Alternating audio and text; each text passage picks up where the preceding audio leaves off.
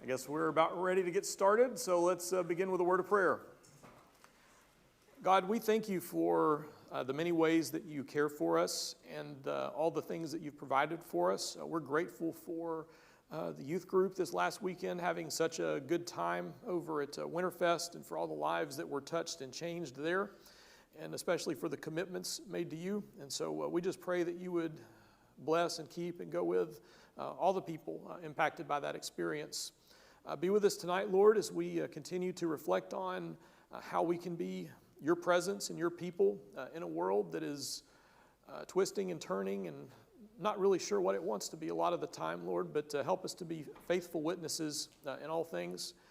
Just give us wisdom and clarity, and also, Lord, be with those of our number who are sick, who aren't feeling well, who are going through difficult conditions, and you know all of these situations, Lord, and so we just ask for you to be present. All these things I pray in Jesus' name, amen. Okay, so for tonight, we're going to talk about the technology discipleship gap. The technology discipleship gap. And I'm excited because I know there's a youth group event going on and some teens are there, but we have several teens here. And so I want y'all to feel very welcome to share your opinions as we go on this stuff, because we're talking about stuff pertaining to the internet and social media and good and bad ways to use that stuff. So I know that y'all do this stuff, or at least you want to do this stuff, so I want you to feel free to help us be wise about it. But the technology discipleship gap. When I was growing up, Bob Hendren was our preacher at Donaldson, and this is something he said in the 80s that I think still holds pretty true. He said, if you could try to summarize kind of the modern American mindset, he says it's like everybody's caught up in the relentless pursuit of unexamined goals. The relentless pursuit of unexamined goals. I haven't really thought about what it is I'm trying to get. I haven't really thought through whether that's going to make me happy or not, or bring me fulfillment or not. I haven't thought about the full implications or consequences of what it is I'm chasing after, but I'm chasing after it with all my might, and I won't sleep, and I won't stop, and I'll, stop at nothing to go after it. And he said that's kind of a way that you could think of what's going on around us. I think there's some wisdom to that, wouldn't you say? There's all kinds of things we just sort of introduce into our lives without really stopping to ask the question, like, do I actually want this in my life? Like, everybody's doing it.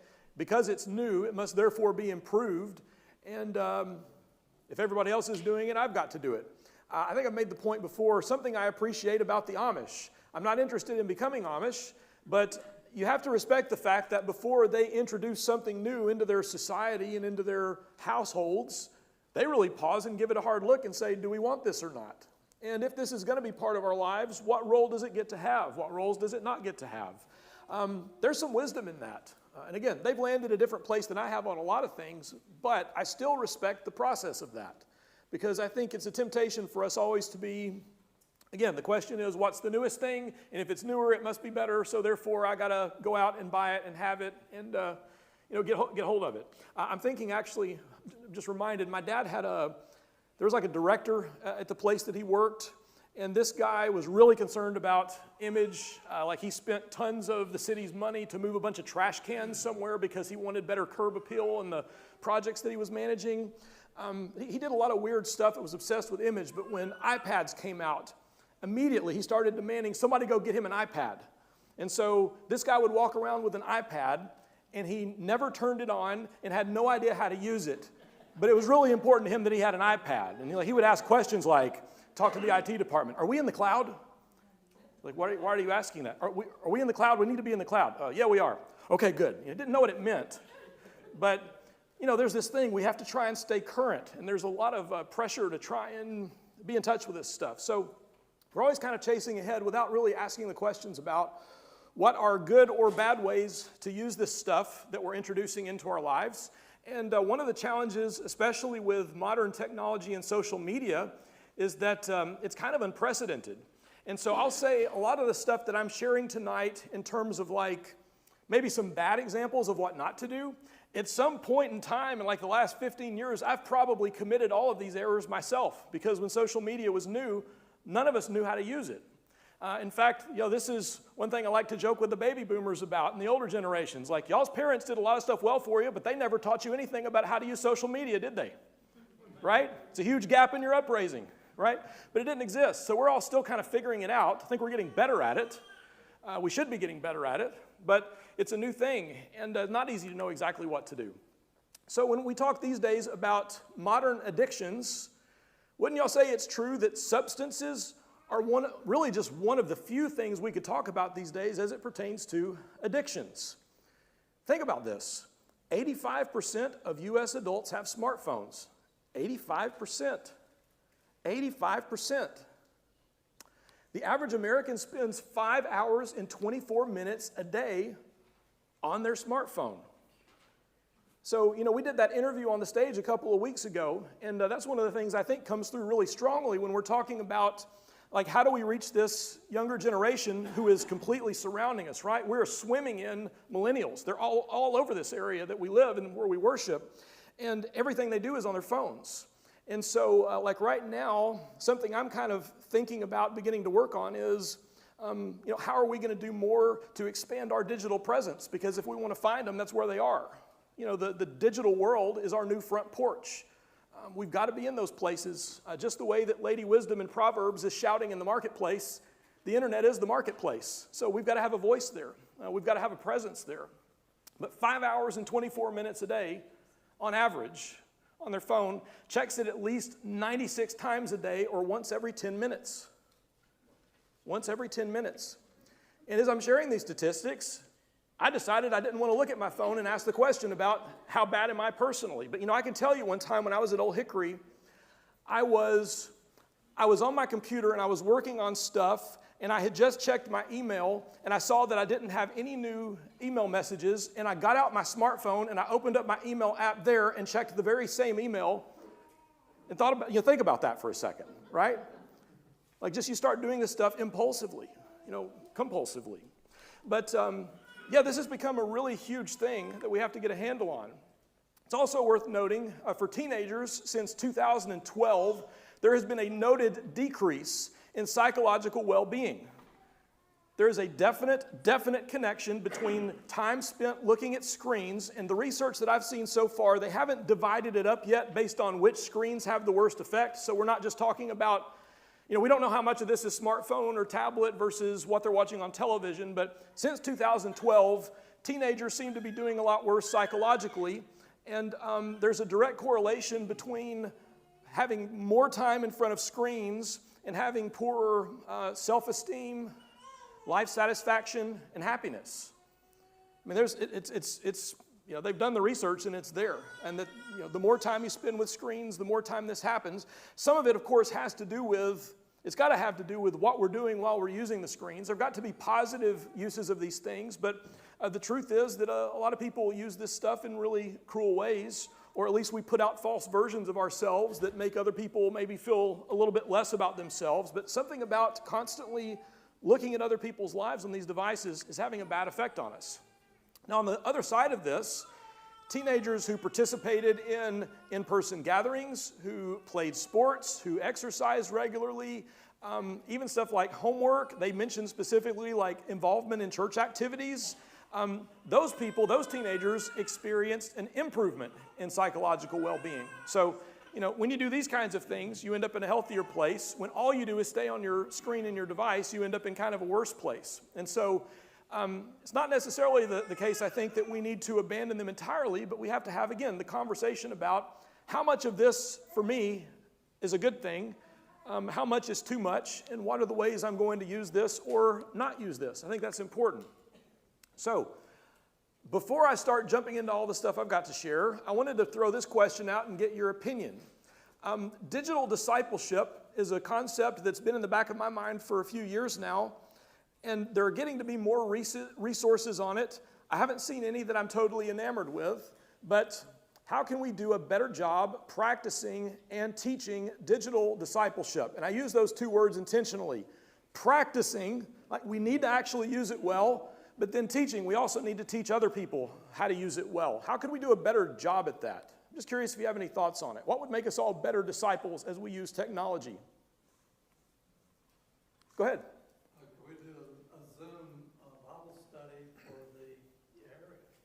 Yeah, offering things like Zoom Bible studies.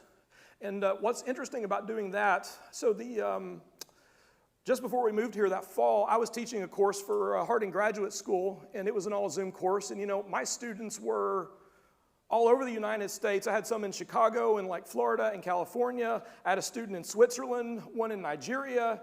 And even when you think about hosting a Bible study, when you're using something like Zoom or the internet, all of a sudden groupings can really shift in terms of what becomes possible. It's really, really fascinating how that works. So at least thinking about online spaces where we could do that. Something I was dabbling with a few months ago was the possibility of, for all the people using virtual reality technology, could we create a VR Bible study space where people could come in and we could meet with them and talk with them? I don't know. Like, anything's possible. But you're right, thinking digitally about where we meet. How else can we do better with digital discipleship? Our personal is, one, read your post 3 or 4 times before you ever send it. Yes. Yes. Yeah, he's saying read your post before you post it. Yeah, multiple times. And I've come to believe that if I have any misgivings about it at all, yeah, I shouldn't post it. Because almost every time I've had that bad gut feeling and I did it anyway, I've regretted it, right? So that's a good policy. Read it a lot of times, and if you're not sure, at least get a second opinion from a smart person. A smart person. Not your smartphone, a smart person. And someone who's actually smart, not just someone who pretends to be smart, right? But yeah, read it several times. That's good advice. Yeah. What else? Anything else you'd say in general as you think about better discipleship digitally? Go ahead. When thinking about all the messages and narratives that are out there, focus on or decide what kind of message am I going to convey to this world. Right. Right. So to some extent, it's like each of us is kind of our own brand, right? The people who know you and are friends with you see the kinds of things you post. And if y'all been using social media very much, many of you may have figured out, like I have, there's a mute button you can use for people. Like, I hate to say this, I think I probably blocked 70 people last election cycle. I got so tired of it. Just the stupid stuff people post. And a lot of it really is. I'm sorry to use a term like that, but it really is. And so, yeah, what you put out there makes an impact. People notice it and they come to think of you a certain way based on the kinds of things that you post. It's absolutely true. Good. Other thoughts about digital discipleship? How do we do better at it? Go ahead. There are resources that we can use. We don't have to go into this blindly. How am I going to reach out to people? What can I do? Find something that interests you. For me, my family certainly knows this. I've really been enjoying The Chosen. Right, right. Uh-huh. And there are all kinds of bits and pieces that get posted on YouTube. And I can post something about that and tell about it and point people to that resource. And it's a place of entree. There are multiple chosen fan groups. I have been praised. I have been excoriated. It is amazing the people I meet there, but there are places like that we can go and interact. So we're not necessarily trapped in a narrow place. Right. But some of the best work we can do is in narrow places. Right. So Randy's talking about, for those of you listening online, there's a lot of good spaces and there's a lot of good content that we can engage with. So maybe sometimes engaging with people around quality, worthwhile content and seeking out some of those kinds of communities, because there are a lot of different types of online communities. It's a big part of it, and it's not all necessarily negative. Some of it can be pretty life-giving if it's handled well, especially when there's good moderators in a group. They can help a lot. Good. Other thoughts on that before we keep going? All right. Make sure you go back to the Bible. Sure. Yeah, Bible first and foremost. So one of the things I wanted to mention is how there's this temptation for everybody to go for clicks over, having better character or having quality content.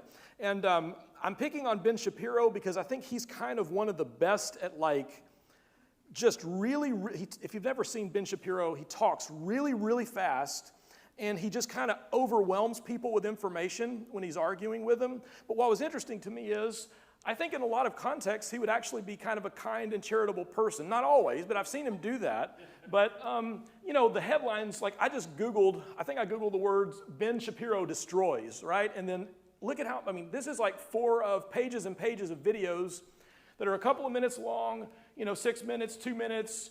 There's a full conversation, an hour, but like most of it's like, this person destroys this other person's crazy this or that, right? It's these really shocking headlines designed, of course, to get you to click on it, right? We want people who like this kind of thing to click it and watch it and share it, but just the way this all gets characterized, the emphasis is on getting the clicks. There's a lot gentler ways we could put things out there. I'm personally quite interested in thoughtful discussions. One of the things I love about like podcasting and what this makes possible is how, when you watch interviews on TV shows, it's always like, sometimes maybe you get like an hour-long interview that's broken up with commercials. But if you're into long-form podcasting, there are some really popular podcasts that go like 3 hours an episode. And they really will take time to hash out things and talk about points and counterpoints. And some of it's truly just thought-provoking, excellent content because you now have a place where you don't have a time limit and you can really chase the rabbits down the holes and see where they lead and challenge and nuance and have back and forth. And so I think one of the negative tendencies is to just drive what will give us more things to click on. And again, I do think there's some other good stuff out there, but I would want to encourage us to always be thinking about what actually helps me have better character, like what helps me to become more Christ-like, more knowledgeable. The content that I'm looking at, is it credible, or does it just say the kinds of things I wish it would say, right? Because there's a temptation. Everybody's out there trying to get your clicks, and so they'll tell you anything you want to hear if you'll click on their stuff, because with more clicks, they get more advertising money. So they're highly motivated to entice you with whatever it takes. So especially the outrage culture. These are, to me, all outrage type headlines. So thinking about that, I was thinking also about this passage in James. No human being can tame the tongue. It is a restless evil full of deadly poison. With it we bless our Lord and Father, and with it we curse people who are made in the likeness of God. From the same mouth come blessing and cursing. My brothers, these things ought not to be so. So, talking about the technology discipleship gap, I would say one of my understandings is that we kind of have this gap between sometimes the person that I actually am, if you met me, like if we were sitting at a dinner table looking and talking to each other face to face, some people might be a really different person than what they act like when they get behind a keyboard. So, who's pictured here? Jekyll and Hyde. I'll confess, I've known some people where the contrast was really that drastic. Like someone who was just kind and gently spoken and pastoral and would show up and serve and knew the Bible well and would do anything for anybody. But man, there was one dude I was Facebook friends with. He's one of the ones I had to mute. One day, I just counted. He had reposted on Facebook 73 really angry rant, no fact-checking type political posts. Which at some point, I start thinking, is this guy mentally well? Like, not even really being funny about that. Like, why would someone be that far into this? But something about it. But what about this gap? How do we close the gap between our online and in-person personalities? Because I think ideally the place we're trying to get is that there isn't one. That the way I would interact with people on the internet is as thoughtful and charitable as I hope I would act in person. And if I'm my policy has been, if I'm in a forum where I'm discovering I cannot do that, then I refrain from interacting. So I'll tell you, again, a lot of stuff I learned kind of the hard way in the early years of Facebook and all this. But yeah, I used to argue with people some on Facebook, right? Because I was believing at the time that, if I could give them the right reasons or I could word the argument the right way, then they'd probably agree with me. You know how many times that worked? Yeah, it never works. It never works. So for me, I began to realize, this is what I think Scripture would call a stupid argument because it's not getting anywhere. It's not doing anything productive. So it's been my policy for a long time. Y'all sat through my class a few months ago. I will genuinely talk to anybody about anything, right? You can ask me anything you want, and I'll be honest with you. I'm not afraid to talk about controversial stuff or any of that. But if it's really controversial, I want you to sit down and talk to me face to face. I just don't do it on Facebook anymore. Because I had a few friendships that ended over discussions I got in online that it wasn't worth it. Even though I agree and I still believe what I said, I didn't like how I said it, and they didn't like how I said it. And sometimes I think I came across as a jerk, and I regret how it went. So I think part of how we close the gap is to just be discerning, and am I able to act like myself in this place? Because if I'm not, I probably should stop talking. Other thoughts you have about this? How do we close this gap? Go ahead, David. The message you send to people face to face is so dependent on what they see Yeah, when they're looking at your face. right. Yeah. Because nonverbal communication is a huge part. Nonverbal's more than verbal, right? I think it's like 60, 70% if I'm remembering correctly. Right, Yeah, and you can't get that on Facebook or right. Instagram or any of those. Yeah, you can't do it when it's anonymous and behind the keyboard. I really think it's a lot like road rage. You know, someone else is in their lane, I'm in my lane, and I just start yelling at them. I don't know who they are. I just know they did something that bothered me. So you're right. Yeah, sitting down with a person, the communication is different, and I'd like to think most of us are probably gentler face-to-face with someone. So, yeah, I think it's important, very important. Other thoughts on this? How do we close the gap? You know, assuming there is one. Maybe you don't have one. I struggled with that early on. How do I make sure that I'm the same online as I am in person?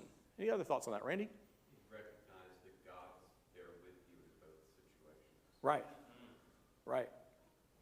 So God also occupies social media. Yeah, I've done things in the past where I've had to say, okay, Lord, I'm sorry, I shouldn't have done that. mm-hmm. I mean, out loud, because, you know, in that moment, I'm convicted of what I did or said. And that's the hard part. And for a lot of people, you know, even good Christian people, we've pushed that presentness of God away. Right.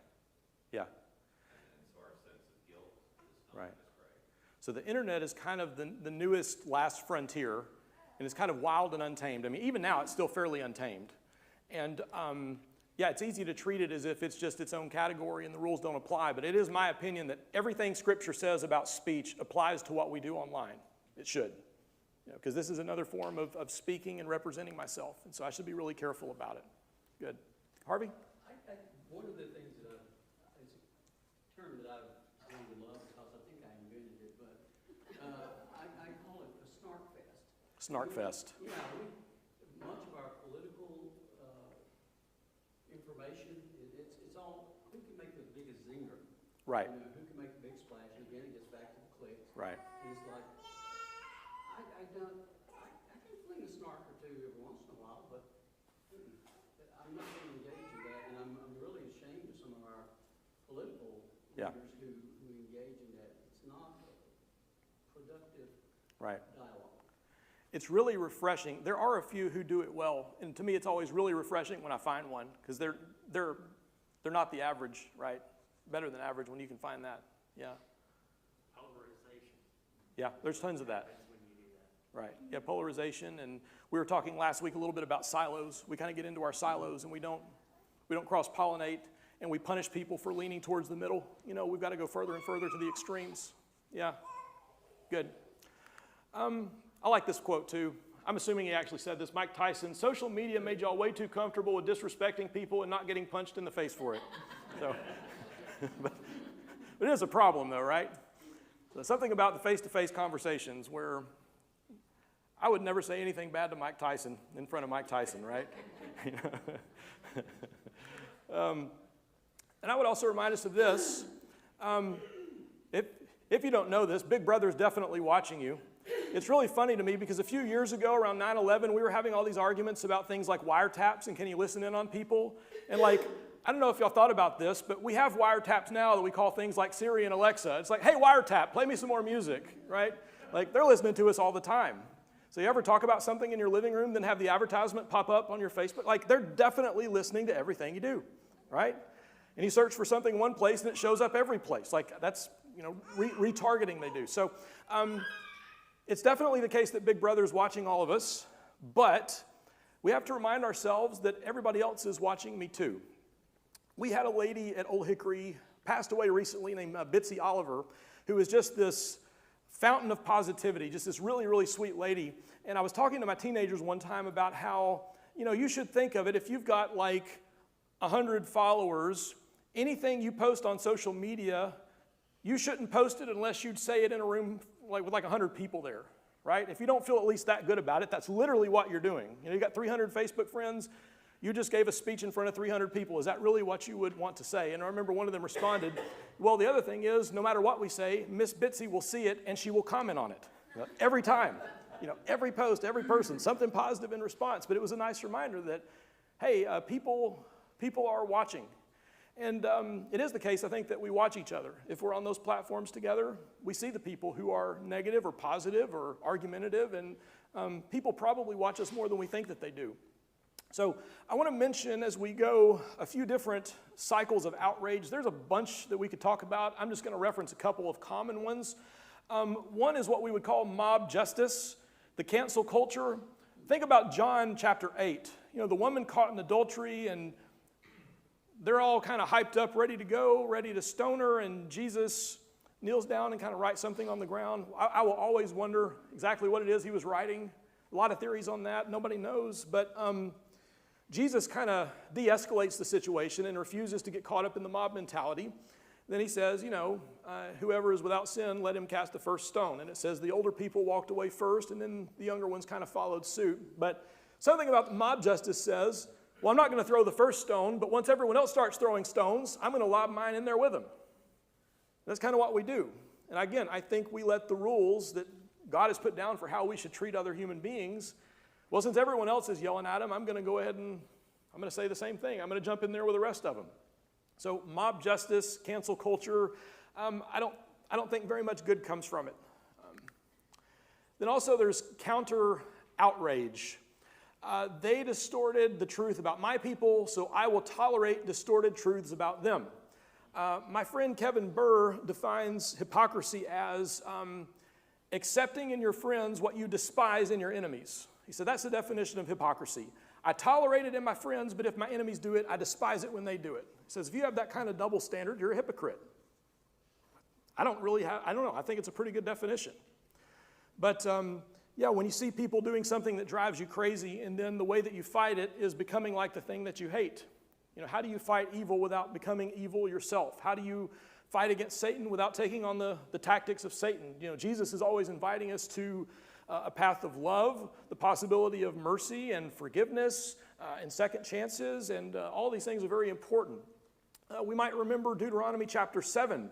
In Deuteronomy 7, this is part of the big final Moses sermon, and the big part of what he talks about in Deuteronomy 7 is, I'm going to drive all these people out from the land, not because you deserve it, not because you could have done it on your own, and if you go in and you do the kinds of things they were doing, I'm going to drive you out too, which is exactly what had to happen, because they did. They became just as bad as the people God had driven out before them. And so this is the thing about counter outrage. I need to make sure, even if something really frustrates me and I think it's wrong, I don't need to mirror that behavior in how I fight that behavior.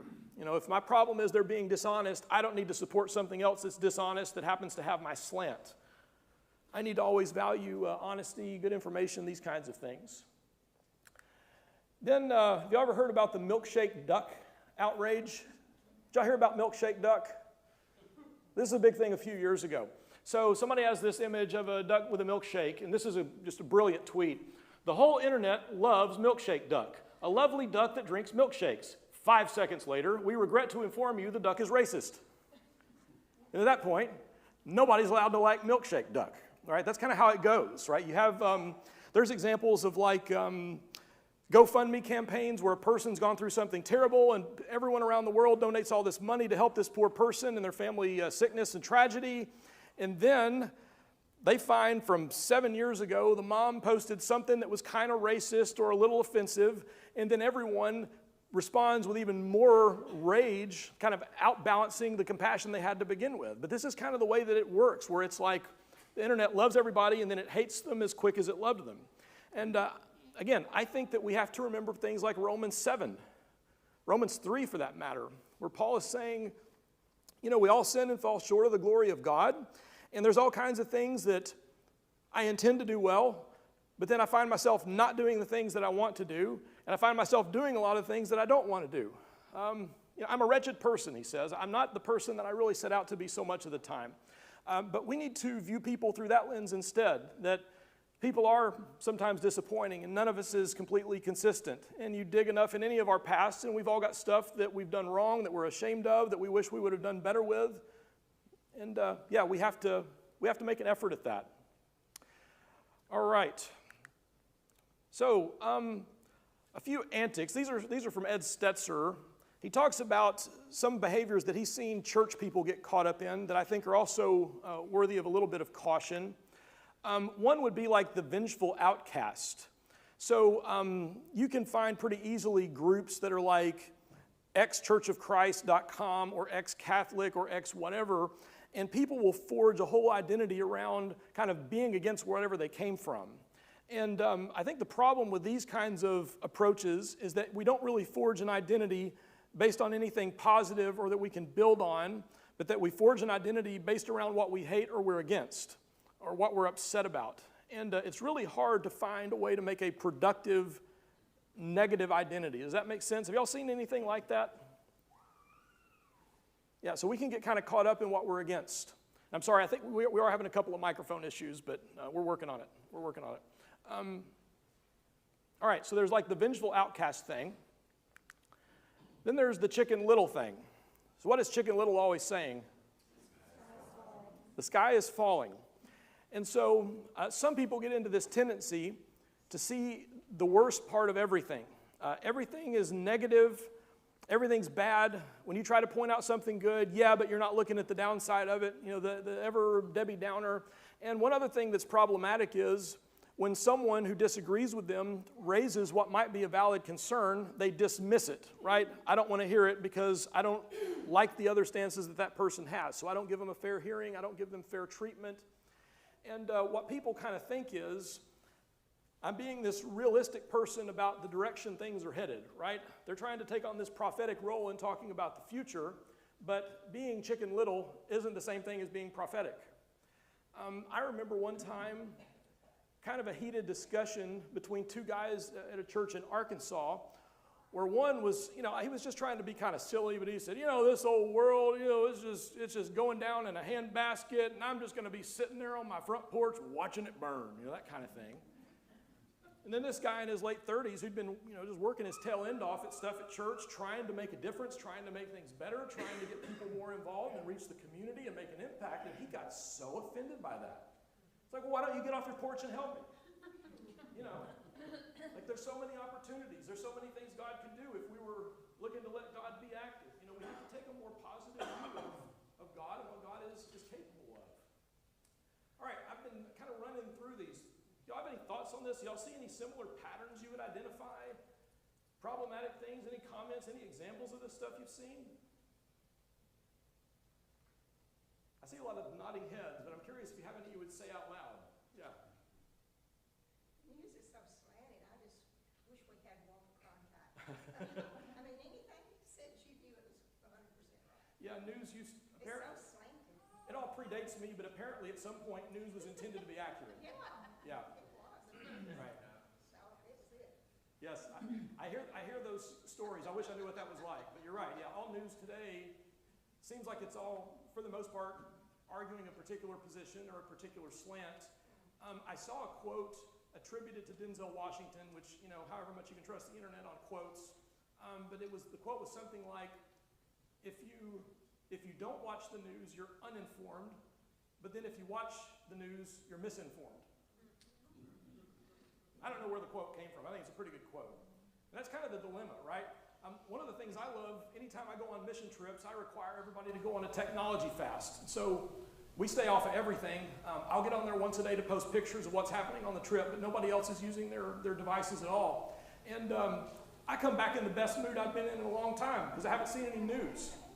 And so there's a part of me that desires to completely unplug from all the national headlines, because I think we do so much more good when we just focus on the people around us and the opportunities around us, because there is so much around us that we could be doing. But then at the same time, you know, in my position, I'd look real dumb if certain Sundays a national tragedy occurs and I'm just up there doing the normal thing because I have no idea, right? You don't want to be that out of touch with the world, but you're right, a lot of it doesn't feel like good information. You know, the fake news problem, right? Fake news, we talked a lot about that the last few years. Other thoughts, other places y'all have seen this? Other typical behaviors you think are problematic? Go ahead. A lot of groupthink. Yeah, groupthink. You may have encountered this where people take leave of common sense. For example, there's a flat earth group you can find online. Yeah. Where, and I don't know if they're joking. Right. But there seems to be a significant number of Yeah. people that claim to believe the earth is really flat. Right. Yeah, you know, my cousin is friends with some guy who, just for the fun of it, I'm trying to remember, this was one that caught a lot of traction, but it was like he invented his own religion just to be funny because he thought it was so absurd, nobody would go for it, but they went for it. And it's like, yeah, but I mean, he's kind of embarrassed by it and, you know, distances himself, but like this guy, some guy local, did something like that. But yeah, people are motivated to go after outlandish stuff. So yeah, you're right, the problem of groupthink and kind of suspending our common sense and better reasoning. Yeah. Go ahead. This is not new. Yes. There was a time when War of the Worlds had people really believing. Right. So you're talking about the old radio program? Again, this is something that predates me, but my understanding is, yeah, they played the radio program about War of the Worlds like there was an alien invasion, and a lot of people didn't show up early enough to find out that this was just a story. And so all of a sudden, they hear on the radio, aliens are invading, and kind of ran with it. Yeah. Yeah, people are susceptible to that. I think one thing I've seen is like people having an experience and making that true for all people everywhere. Yeah. Yeah. Like they had a bad experience with one church member at one church, and Right. now they reject Christianity. All Christians everywhere must be the same thing that I experience. And again, not that we ever want to dismiss someone who's had a genuinely bad experience, right? Like we want to be sympathetic and compassionate. That's my pushback on some of the books. I think I referenced this a few weeks ago, but some of the books that came out where they did a bunch of interviews and polls with people who are not Christian, who've never been Christian, about what's wrong with the church. And I didn't really like that approach, because I'm like, how would you know? Like I can make up all kinds of reasons about some other group that I'm not involved with about why they're bad, and I wouldn't be part of them, and I don't know that that's really credible information. Maybe it helps someone with a perception problem. But yeah, no, that's a good point. That's a good point.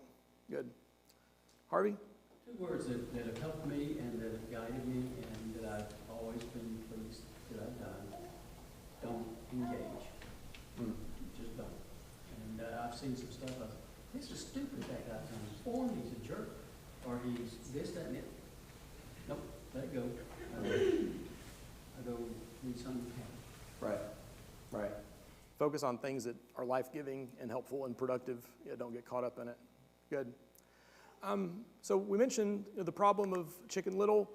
We've been talking a lot kind of about the cultural crusaders.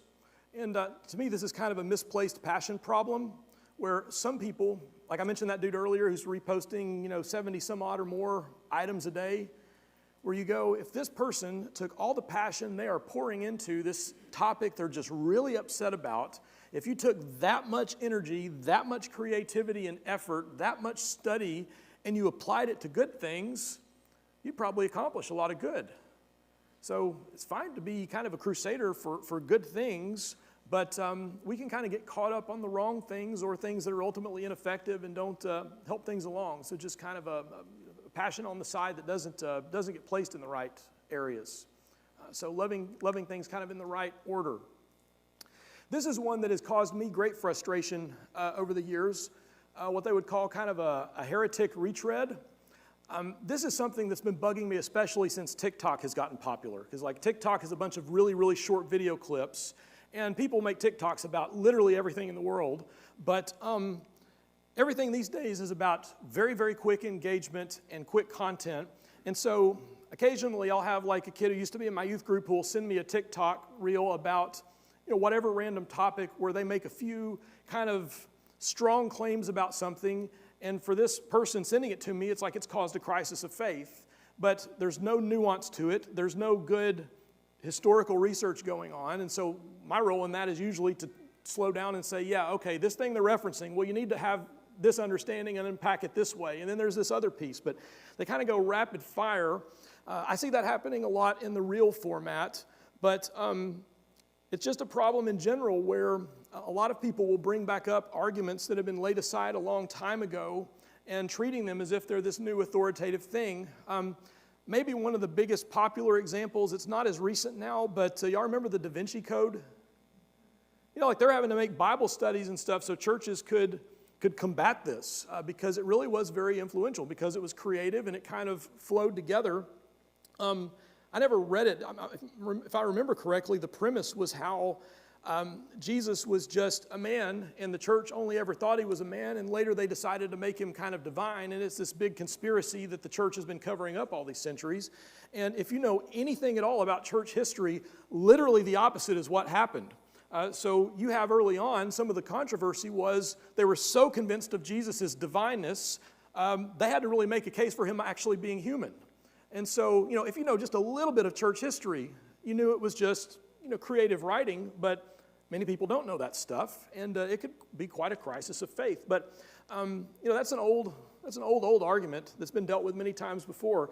And there are some authors who've really built a pretty lucrative career on bringing back old arguments just because nobody's familiar with them anymore. But this is another way that, stuff can kind of pop up and be problematic, and we can get caught up in it.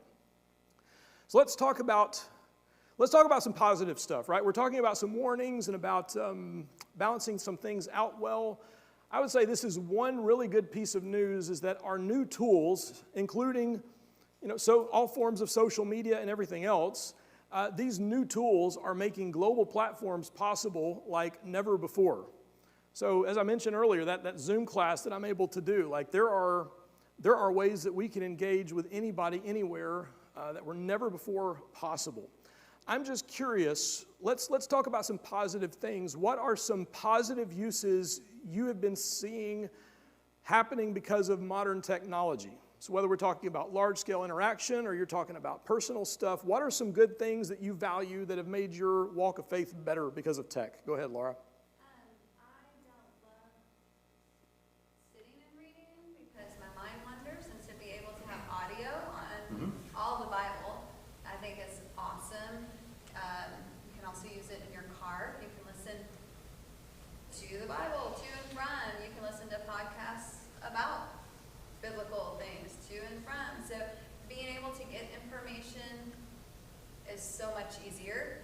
Being able to research is so much easier. I mean, when I graduated from, I think it was graduate school, my friends gave me one of those really thick NIV concordances because you couldn't find anything without a bit, and we chucked those in one of the moves because I was like, I never use it anymore. I have the internet. So I think just being able to be in the Word while doing other things, listening, and then I would say the one-year Bible plan apps that you can do have been wonderful, and you can do them in a community also digitally. Right. So you can, if I'm understanding correctly, it's possible that you could be doing a Bible study with several people and all of you kind of commenting together as you study the daily passages, sharing things with each other. And Laura's talking about just the ability to podcast and study and listen to the Bible or Bible tools while you drive. One of my favorite things about audio Bibles is all the different people you can find reading it, right? Like Johnny Cash can read you the New Testament. Like he has a recording of it. Yeah. David? For those that don't know, we've had a men's Bible group here at Tuscaloosa that does a Bible study on the Bible app every morning. Yeah. We used to have like 30 people in it. It's down to about 5 or 6 now, maybe 7 or 8. But anybody wants to join, let me know. I'll get you a link. Sammy is the one that kind of puts the topics out. Okay. But right now we started in Genesis and we're in Deuteronomy.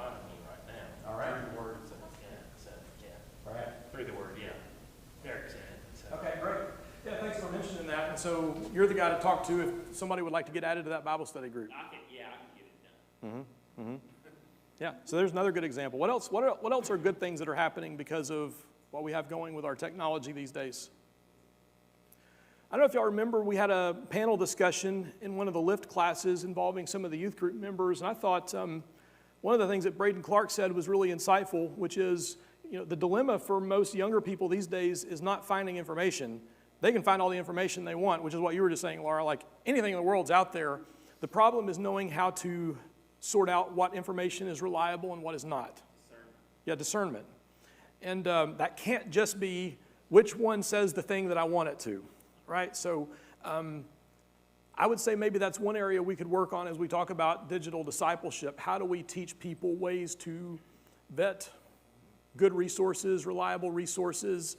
And I would actually say in terms of my conversations with people in general, that's so much of what I end up doing is just trying to point people towards what's a good resource, because you can find hundreds of them, but what's a person you can trust to be a reliable, honest thinker and a clear writer? Like, it's hard to know that stuff, but that's important. But I thought Braden bringing that up was a pretty good insight.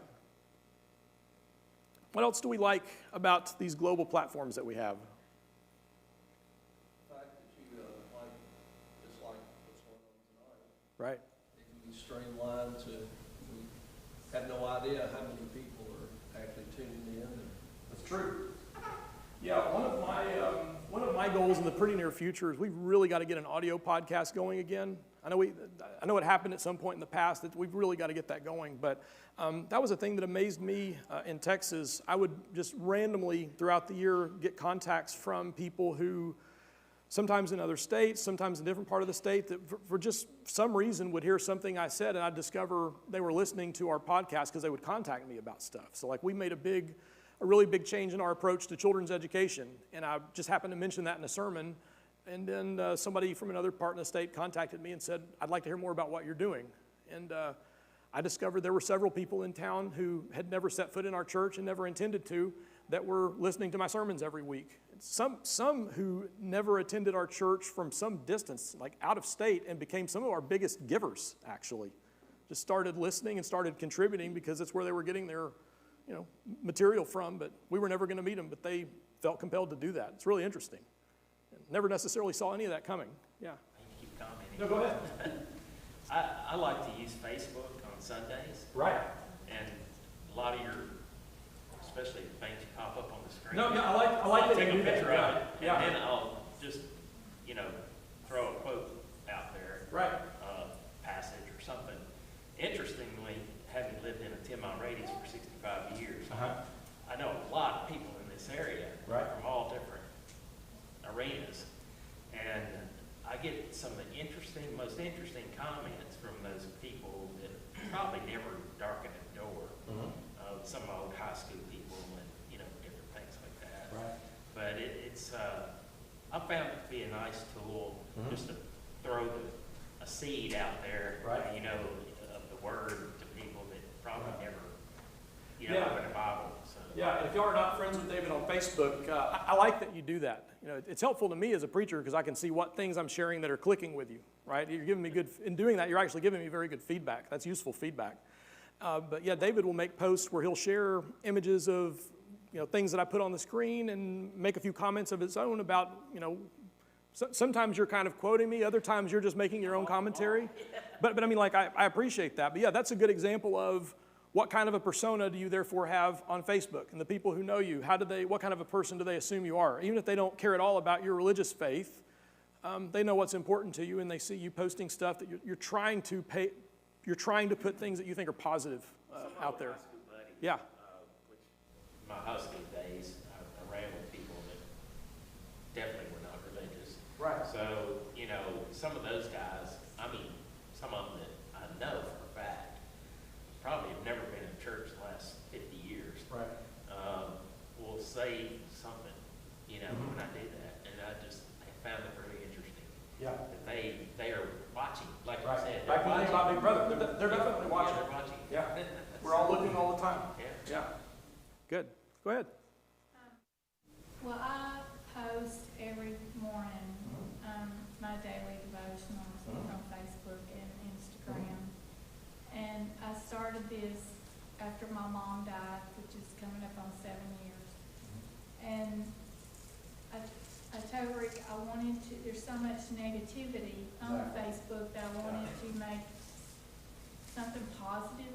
Right. So I post positive quotes in my daily devotionals, and so several years ago, was actually right before COVID, but a guy that I went to high school with, he was older than me, but we connected through Facebook, and he told me how much he enjoyed my devotionals. Well, he got married, and him and his wife moved down to Florida. And he sent me a text to let me know that him and his wife had found them a little church there, and that he wanted me to know that thanks to my devotionals and my scriptures, that him and his wife had found this church, and they had both become Christians. They'd been baptized. Well, when COVID hit, he got COVID and he died. Wow. And so, you know, I don't really know who I'm reaching. I don't even know who reads it. Right. I did. But I just, you know, I just always hope that, you know, I'm being something positive for this world, because there is a lot of negativity. There is. So. And so people notice the contrast. And so thank you for sharing that story. If y'all couldn't hear her, she's talking about an old acquaintance, friend who, this couple had been reading her stuff, and as they moved to another place, got plugged into a church, became Christians. He ended up dying of COVID, but you know, made a meaningful impact just because of the stuff you're posting. So what you're sharing is kind of a good way of summarizing a lot of what we've been talking about, that people are probably watching more than you realize they are, and it is therefore worth thinking about what kinds of things you're putting out there for them to think about, and what they associate with you, and just the fact that they would contact you and even share that with you. It shows there's great importance to it. Great importance to it. And also making an effort to be present in this space. Because, again, I don't think our best strategy is to say, because there's so much bad stuff on the internet, let's just not have the internet, right? We can't just take that approach to it. We've got to think about how to use these things in redemptive ways, and good case in point. It is positive. It is possible, you know. Good. Other thoughts on this? Good things? Got several teenagers in here. Y'all don't have to comment, but I'm kind of curious. Y'all have thoughts about any good stuff that the internet technology makes possible in your lives? Anything that's been especially good about it, that you like about it? I'm putting y'all on the spot. It's not kind of me, is it? Sorry about that, but I'm interested in hearing from you if y'all have thoughts on that. Laura's thinking. Laura's definitely thinking. Angry at me because they don't have the internet on their phones. Oh, okay. Just imagine one day.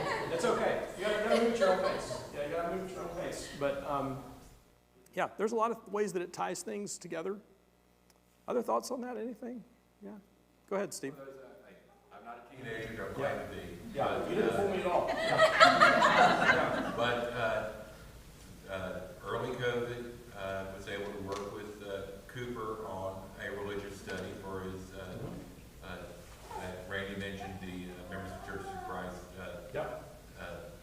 Loving Servant Award. I'm now working with Cooper and Piper, hit him on another award, that there are ways we can have influences on people at a distance. Recently I've been in a very civil but discussion with a very devout atheist. Yes, I'm going to use that term. It's a religion. It is. Yeah. And at one point I had to lead him to that point that he recognizes that it is religion, but we've had very thoughtful discussions about why I believe what I believe and why he believes what he believes. Yeah. I don't know if it's ever going to make a difference, but we need to be civil in our conversation, even when we vehemently disagree with the other person's position. I kind of look to when Jesus sent the 12 out, in Matthew 10, gets down to verse 16. I send you forth as sheep amidst the wolves. harmless as doves. Yeah. And I think, I know this was written specifically to them, but I think we can very, very reasonably Yeah. It's say applicable that for sure. we need Yeah. to, we need to be the doves in the situation. Wise as serpents and innocent as doves. It's a good way to think about it. I think that's a good way to kind of put it in a nutshell, really. Need to be smart, need to be thoughtful. And to your point, Steve was sharing a story about a person he has had extensive dialogue with. It is possible, and there are a few people I've had very meaningful dialogue with, but we kind of have to vet those sources, right? You need to make sure someone's serious about conversation and not just looking to drag you into something in a public forum, right? Very different. So it is possible. It is possible. Good. Yeah, we need to be thoughtful in how we master modern platforms to avoid having them used against us. But as I say, avoidance is not an option for us. We can't just say we're never going to do it. I mean, a handful of us can, but I think like we as a church have got to be very thoughtful about what we're putting out there, making sure we're present, but also engaging in ways that connect and are impactful, and deciding how we're going to use it rather than just reacting to how everyone else is using it. So, just about out of time. Any final thoughts, quotes, comments? I kind of like this one too. You can either always be right or you can have friends. You know, can't do both of those things. We got to value people over valuing our positions. That was the big problem with Jonah, right? Jonah was ready to see the fire and brimstone. He wanted to see mushroom clouds over Nineveh, and God said, you know, there's a lot of people in that town, not to mention a bunch of animals who don't know their right hand from their left, and maybe we could try compassion first. Maybe we could value people more than just proving how right we are and how wrong they are. Important. Go ahead. You know, you were mentioning what I call head in the sand, you know, syndrome. The ultimate head in the sand is be a monk in a monastery, you know. Depends on the order of monks. You know, some of them. Yeah, there's a lot of nuances to that, but you're right. Yeah, we don't want to just kind of put ourselves to the side and isolate and not ever engage. If we isolate, it should be for the point of healthier engagement, right? I pull back and recharge and refresh and refocus because I want to be a healthy, balanced person. Right, right. We go out in the world each week. Right. We come here and get recharged. Right. And around like-minded. Absolutely. Absolutely. Thank you. That's a good word. All right. I got nothing else to say tonight. So if anybody else has a comment, I'm happy to hear from you. And otherwise, I guess we're done for the evening. Thank you, guys. We will see y'all Sunday, Lord willing.